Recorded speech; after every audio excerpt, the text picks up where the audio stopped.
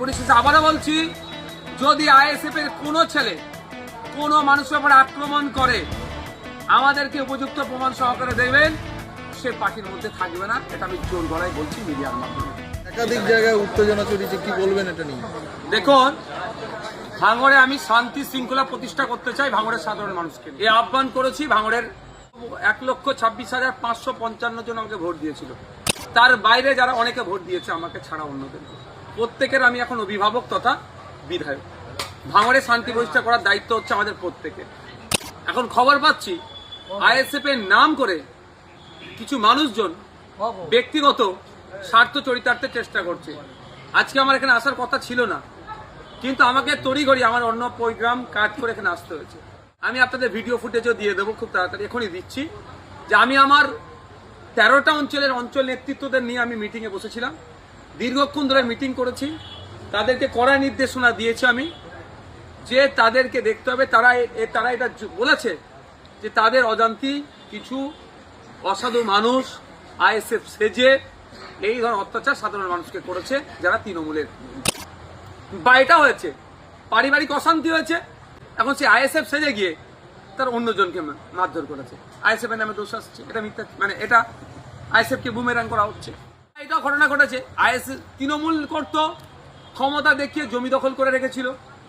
এখন রাতারাতি সেই লোকটাই যার জমি গিয়েছিল সেও তৃণমূল করতো, কিন্তু এখন সে রাতারাতি আইএসএফ সেজে ওই জমিটা উদ্ধার করতে যাচ্ছে, ফলে একটা ট্যাসেল হচ্ছে, সে আইএসএফ নাকি জমি দখল করতে যাচ্ছে। এই ধরনের একটা অপপ্রচার চলছে। দায়িত্বহীন ভাষায় বলছি, আমি ভাঙড়ের ভোটারদের ভোটে নির্বাচিত হয়েছি আইএসএফ এর কর্মী সমর্থক বামেদের সহযোগিতা নিয়ে।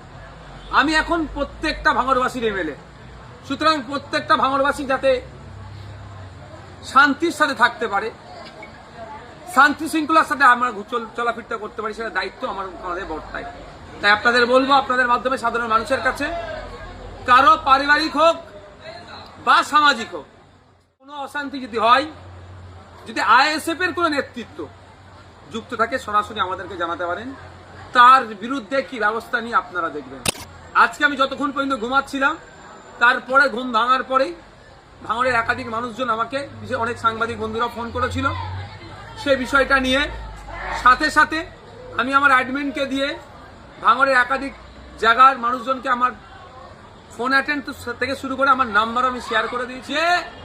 কোনো ইনসিডেন্ট যদি ঘটে আমাকে ফোন করুন, আমি তৎক্ষণিক সেটাকে করবো। অনেকে ফোন করেছে, তবে এটাও আপনাদের বলছি, ফোন করে হাউমাউ করছে, বাড়ি ভাঙচুর করে দিয়েছে।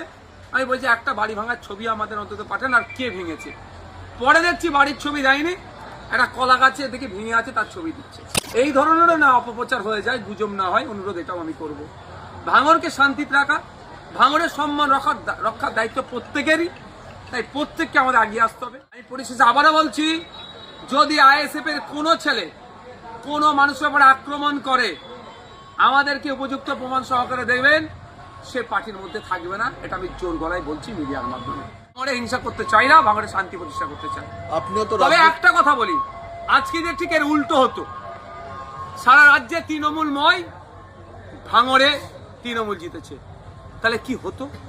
এতক্ষণ 20-50টা লাশ আইএসএফ এর ছেলেদের ফেলে দিত, কিন্তু আমাদের আইএসএফ এর ছেলেরা যথেষ্ট সংযত, ওই হিংসা করেনি।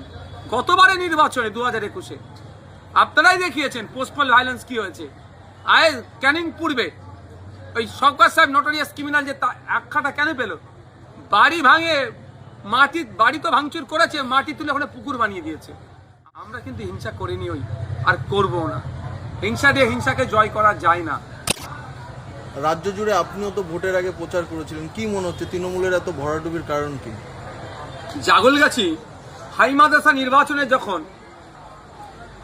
নমিনেশন ফর্ম জমা করার ডেট ছিল, থানার সামনে যেভাবে তৃণমূলের লোকজন আক্রমণ করেছিল, সেই সময় একটা কথা বলেছিলাম যে একটা সামান্য মাদ্রাসার অভিভাবক নির্বাচনে যদি এরা এই গুন্ডাগার্দি দেখায়, তাহলে সাধারণ মানুষের প্রতি এদের কোনো কনফিডেন্স নাই। যদি সুযোগ পায় সাধারণ মানুষ ভোট দেওয়ার, তাহলে কিন্তু এদের আর খুঁজে পাওয়া যাবে না। সাধারণ মানুষ সুযোগ পেয়েছে, এদেরকে ধুলোর মতো উড়িয়ে দিয়েছে গণতান্ত্রিক প্রক্রিয়া। আর একটা যেটা বিষয়, মানে এই সময় তো বিভিন্ন যেহেতু রাজ্য সরকার নেই তৃণমূল, ফলে বিভিন্ন জায়গা থেকে তো তৃণমূল নেতারা আসছে আপনাদের সঙ্গে যোগাযোগ করছে, তাদেরকে কি সব দলে নেওয়া হবে? দেখুন, অনেকে যোগাযোগ করছেন।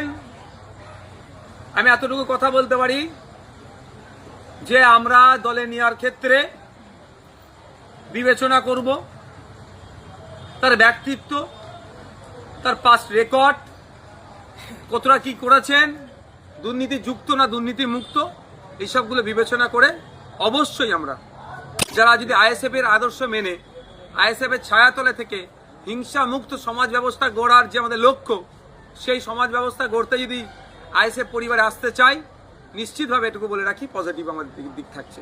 অভিষেক ব্যানার্জি নিজে ভাঙড়ে এসে বলেছিলেন 4 তারিখের পর ডিজে বাজবে, সেই বিষয়টি নিয়ে কি বলবেন? দেখুন, আমি ডিজেটাকে উনি কিভাবে বাজাতে চেয়েছে বলতে পারবো না। যে ডিজেকে আমরা জানি সেটা আইন বহির্ভূত। আমি বারবার বলি ডিজে বাজানো যাবে না।